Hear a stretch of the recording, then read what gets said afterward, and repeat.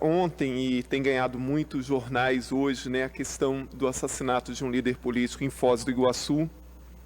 Há uma polêmica muito grande sobre toda essa questão.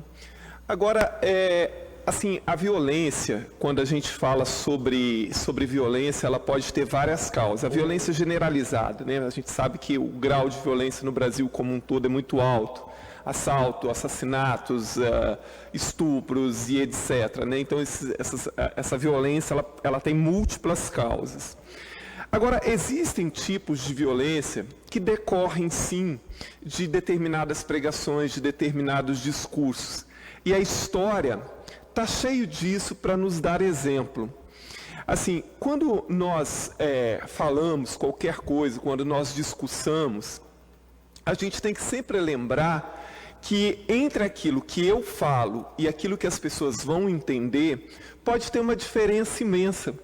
Porque aquilo que as pessoas entendem sobre o que eu estou falando, pode ter uma relação muito grande com qual tipo de formação ela tem, com que crenças ela tem, no que ela acredita, o quanto ela está disposta a assimilar aquilo que eu estou falando ou não.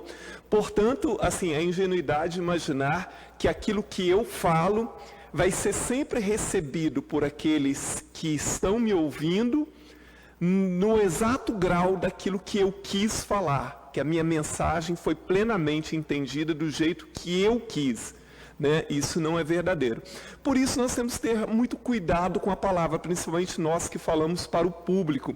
Eu, na sala de aula, eu sempre tinha muita essa preocupação com o que eu ia falar e como aquilo seria compreendido pelos alunos, uma vez que eu tenho a nítida, né, a compreensão de que entre o que a gente fala e o que o outro entende, pode haver um verdadeiro abismo, muitas vezes. Então, assim, quando a gente olha em nível internacional, na história, como se convenceu a prática de determinadas violências?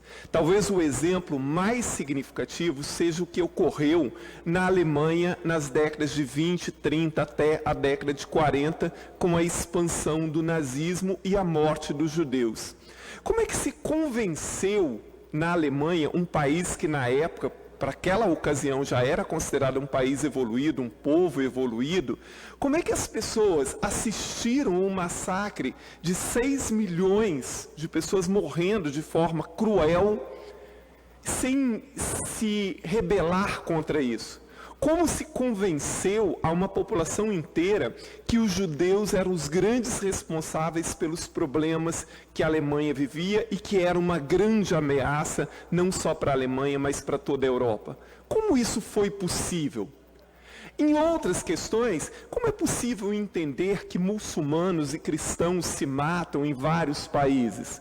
Como é possível entender a violência entre muçulmanos e hindus na Índia, por exemplo? Talvez alguns dos senhores lembrem, na década de 90, o conflito em Ruanda, um pequeno país da África Central, em que ali dois povos, os Hutus e os Tutsis, se mataram. Na verdade, houve um verdadeiro massacre dos Hutus contra os Tutsis. E com requintes de violência, grande parte dos quase 1 milhão de Tutsis que morreram à base de facão, de machado, de armas rudimentares. Como é que as pessoas que viveram centenas de anos com uma relação relativamente amigável, como elas foram convencidas a atacar aqueles que elas já conheciam e sabiam quem eram? Na guerra, na década de 90 também, na antiga Iugoslávia, quando ela começa a se fragmentar, a guerra na Bósnia, entre sérvios e bósnios, mas também entre sérvios e croatas, milhares de bósnios foram massacrados pelos sérvios. Pessoas que conviviam há décadas, há séculos, mas que foram convencidas que o outro era uma ameaça. E às vezes o próprio vizinho, né, conhecidos, pessoas que tinham vivido. Então, assim, o discurso, né, de que o outro é uma ameaça, de que o outro é um perigo, esse discurso talvez seja o mais perigoso, porque não se sabe como é que isso é entendido por parte das pessoas.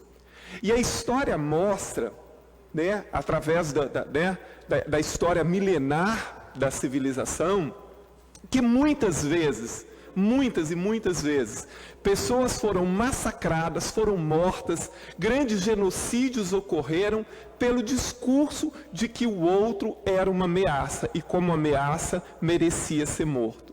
Então, se eu repito constantemente, cuidado com o outro, ele é uma ameaça para a minha família, ele é uma ameaça para os meus filhos, ele é uma ameaça para o futuro, ele é uma ameaça para a sociedade, há de algumas pessoas, nós vivemos numa sociedade doente, de algumas pessoas entenderem que se essas pessoas são uma ameaça, então se eu eliminá-las, se eu espancá-las, etc., eu estou fazendo até um favor para a sociedade. Por isso, nós vivemos tempos complicados e nós, principalmente, que somos pessoas públicas, que exercemos cargos públicos, que temos uma grande visibilidade, nós temos que ter muito cuidado com os nossos discursos. E em ano de eleição, principalmente, né, num meio político tão polarizado quanto esse que nós vivemos, o cuidado ainda tem que ser maior. O cuidado ainda tem que ser maior. Então, quando a gente vê questões como alguns episódios que vêm ocorrendo nas últimas semanas e que tem relação também com essa polarização existente no Brasil, isso é, sim, muito preocupante. É muito preocupante. E é tão preocupante, no Brasil, nos últimos tempos, houve muita liberalização e flexibilização do porte, do uso de armas, e milhares e milhares de pessoas passaram a se armar no Brasil, e que eu sempre fui contra, eu tenho um posicionamento contra isso. Eu acho que maior circulação de arma nunca representou segurança para ninguém. Se assim o fosse, os Estados Unidos não era, entre os países desenvolvidos, o mais violento e o de maior índice de assassinato entre todos os países desenvolvidos. Mas aí a gente fica pensando, doutor Hércules, por exemplo, semana passada, uma policial matou a sua própria irmã. Então, assim, teoricamente, uma pessoa que está preparada para o uso de arma. Isso aconteceu no Rio de Janeiro, eu acho que muita gente viu isso.